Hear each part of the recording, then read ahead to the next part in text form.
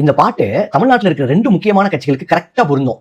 ஒன்னு கொத்தடிமை டிஎம்கே கூட்டம், ரெண்டாவது வெக்கோ மானம் சூடு சொரணன் எதுவுமே இல்லாத காங்கிரஸ் கட்சி. என்னடா இவன் காங்கிரஸ் கட்சி இப்படி பேசுறான்னு தானே பாக்குறீங்க. மதுரையில நடந்த திமுக கூட்டத்துல திமுகவோட எம்எல்ஏ காங்கிரஸ் கட்சியை பத்தி சொன்னதை கேளுங்களேன். ஆனா இந்த காங்கிரஸுக்கு நல்லா போனா அந்த சொன்னா தப்பா போயிடும். 3000 ஓட்டு 4000 ஓட்டு மட்டும் தான் இருக்கு, ஆள் கிடையாது. வார்டுல பூத்து கமிட்டி போறதுக்கு ஆள் இல்லாத கட்சி. அது இன்னைக்கு அந்த அளவுக்கு பேசுறாங்கன்னா மனது ரொம்ப வேதனையா இருக்கு. காங்கிரஸ் நண்பர்கள் வந்து ஒரு சில பேர் இருக்காங்க. இப்ப ஏன் நானே பேர சொல்றேன், மாணிக்கத்தாவர் இருக்காரு, ஜோதிமணி அவங்க எம்பி ஆயிட்டாங்க. அதனால இந்த வரவு எம்எல்ஏ ஆனா ஆகலன்னு சொல்லி அதுல பங்கு வேணும் இதுல பங்கு வேணும்ன்றான். இதெல்லாம் தலைமை புரிஞ்சு அடுத்த வீட்டுக்கு சீட்டே கொடுக்க கூடாது. அடுத்து நம்ம அமைச்சர் ராஜகண்ணப்பன் காங்கிரஸ் கட்சியை பற்றி சொன்னதையும் கொஞ்சம் கேட்டுவாங்க. நம்முடைய காங்கிரஸ் கட்சி கூட்டணியை பற்றி முதல்ல பேசிக்கொள்வார். அவருடைய வந்தா வரட்டு வரலாம் போட்டோம். அதை பத்தி நம்ம யாரும் கூட்டணி நம்பி கட்சியில் நம்பிலாம். பாத்தீங்களா இந்த காங்கிரஸோட பரிதாப நிலைமைய.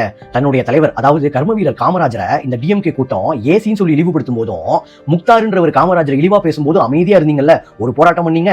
அதற்கான பலனை தான் இப்ப நீங்க அனுபவிச்சுட்டு இருக்கீங்க. காங்கிரஸ் இல்லாம டிஎம்கே மட்டும் தனியா நின்னா எலெக்ஷன்ல 30 சீட்டு கூட ஜெயிக்காது அப்படிங்கிறது அவங்களுக்கே தெரியும். அதே மாதிரி டிஎம்கே இல்லாம காங்கிரஸ் தனியா நின்னா ஒரு தொகுதியில கூட டெபாசிட் கூட வாங்காது அப்படிங்கிறது தெரியும். ரெண்டு பேர் சேர்ந்தாதான் ரெண்டு பேருக்குமே லாபம். ஆனா அப்படி இருந்தும் இந்த டிஎம்கே இந்த காங்கிரஸ் எவ்வளவு கேவலமா ட்ரீட் பண்றாங்க அப்படிங்கறத பாருங்க.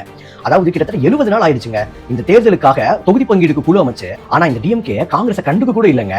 இதுல ஆட்சியில பங்கு அப்படிங்கிறதும் கேக்குறாங்க. முதல்ல நீங்க ஆட்சிக்கு வரணும், அப்படின்னா ஆட்சியில பங்கு. அதுவே நடக்க போறது இல்ல. சரி பரவாயில்ல கேட்டுட்டீங்க. அதுக்கு டிஎம்கேவோட ரிப்ளை என்னன்னு பாத்தீங்கன்னா, டைரக்டாவே முடியாது அப்படின்னு சொல்லிட்டாங்க. காங்கிரஸ் கட்சிக்கு ஒண்ணு புரியணும், இந்த டிஎம்கே கூட்டம் எப்படிப்பட்ட கூட்டம் அப்படின்னா, தமிழ்நாடு மக்களை ஓசி அப்படின்னு சொல்லிட்டு இழிவுபடுத்துறது மட்டும் இல்லாம மனு கொடுக்க வந்த பெண் மேல அந்த மனுவையே தூக்கி அடிக்கிற கூட்டம். இப்படி இருக்கிறவங்க கிட்ட உங்க கட்சி எப்படி ரெஸ்பெக்ட் எதிர்பார்க்க முடியும்? அது சரிதான், உங்களை எப்படி டிஸ்ரெஸ்பெக்ட் பண்ணாலுமே நீங்க இந்த கூட்டணியை விட்டு வெளியே போக போறது இல்ல. அப்புறம் எதுக்கு இதெல்லாம்? அதுக்கு தான் நான் முதல்லயே சொன்னேன், வெக்கோ மானம் சூடு சொரணன் எதுவுமே இல்லாத கட்சி இந்த காங்கிரஸ் கட்சி அப்படின்னு சொல்லிட்டு. கரெக்டா தானே இருக்கு? காங்கிரஸ் கட்சியோட இந்த நிலைமை உங்களுக்கு பரிதாபமா இருக்கு அப்படின்னு நினைச்சீங்கன்னா கமெண்ட்ல சாரி ஃபார் காங்கிரஸ் அப்படின்னு சொல்லிட்டு கமெண்ட் பண்ணுங்க. நன்றி.